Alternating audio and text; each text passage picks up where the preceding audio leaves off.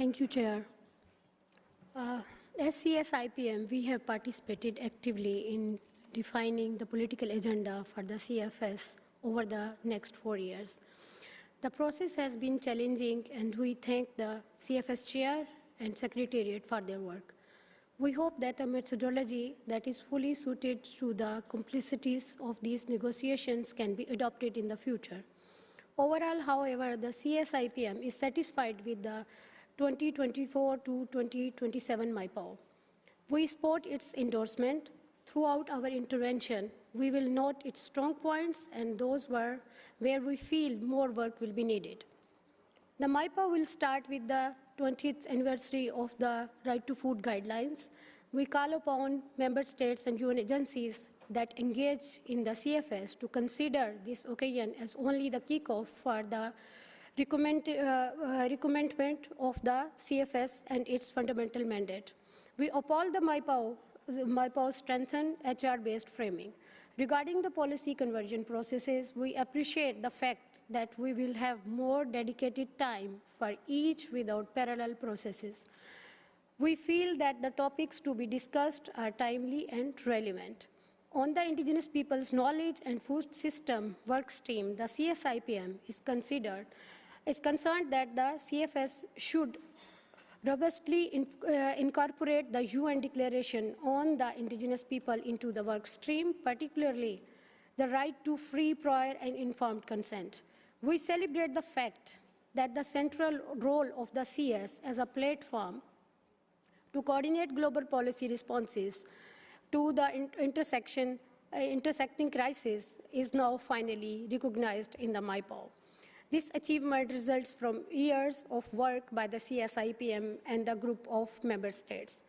This inclusive intergovernmental CFS is the appropriate place to address the multi-layered crisis rather than relying on multi-stakeholderism spaces that are neither exclusive nor democratic. This coordination function should go beyond sharing experience. It should allow the CFS to hear evidence from the most affected countries and constituencies about the evolving food situation to discuss key critical issues. These countries are facing such a breaking dependency on imported food or overcoming the debt problems, and to build coordinated responses. It should examine food crisis and the transformation of the food system through our right to food lens, drawing on the relevant existing policy outcomes of the CFS and thus promoting their uptake and use. Within the platform function, we also welcome the high-level forum on climate change, biodiversity, and the right to food. This is an opportunity to explore the challenges that global South countries are facing, such as the need for financial support measures in the form of reparations for the damage they are suffering rather than loans that they only increase their indebtedness. Among the structural issues of the crisis, we regret that the proposal to hold a discussion on the impact of the sanctions was dropped. Despite the support it received from the CSIPM and some member states, we believe that the topic of the unilateral coercive measures, which are not in accordance with the international law and which often endanger food security and nutrition, as recognized by the Framework for Action on Protracted Crisis as an important topic. We note that there are no plans for voluntary guidelines in the upcoming 4 years. Voluntary guidelines allows to extensive political discussions and inclusive consultations. This raises the viability of the CFS, makes policy outcomes more accessible, and enhance broad ownership of the CFS policy outcomes. This absence of the voluntary guidelines should not constitutes a precedent.